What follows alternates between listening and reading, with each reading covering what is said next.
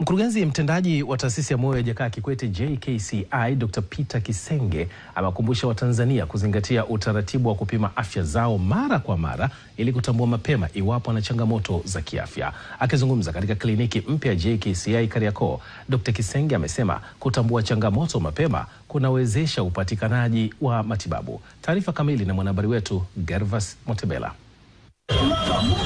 Soko la kimataifa la Kariakoo ni kitovu cha uchumi na biashara katika ukanda wa Afrika Mashariki na Kati, ambapo baada ya serikali kulifanyia ukarabati mkubwa soko hilo, huduma nyingi zimekuwa zikianzishwa katika soko hilo.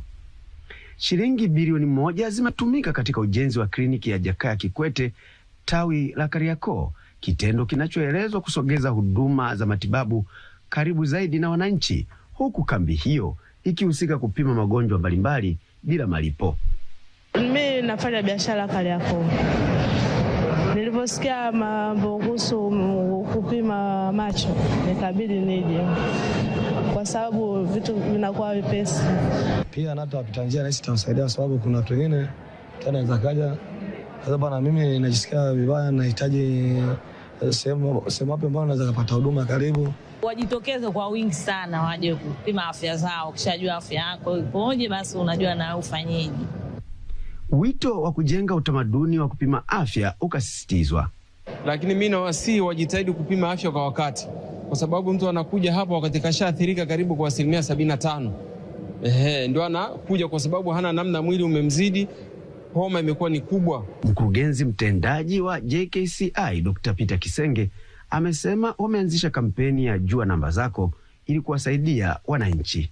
Jua namba zako, jua presha yako, jua mafuta yako kwenye damu, jua sukari yako, jua urefu wako, jua uzito wako na jua mapigo yako.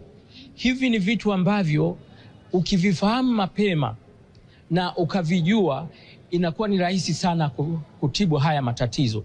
Aidha, Dr. Kisenge ameeleza walichokibaini baada ya upimaji kufanyika kwa wagonjwa.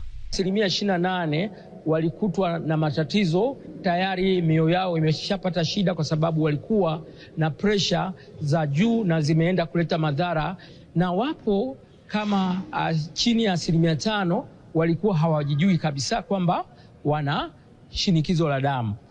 Zaidi ya wananchi 226 wamefika kupata huduma katika siku ya kwanza ya kambi hiyo ya matibabu iliyoanza Jumanne ya Machi 18 na kutaraji kukamilika Machi 20 mwaka 2026. Kutoka Dar es Salaam, Gervas Motebela wa TBC.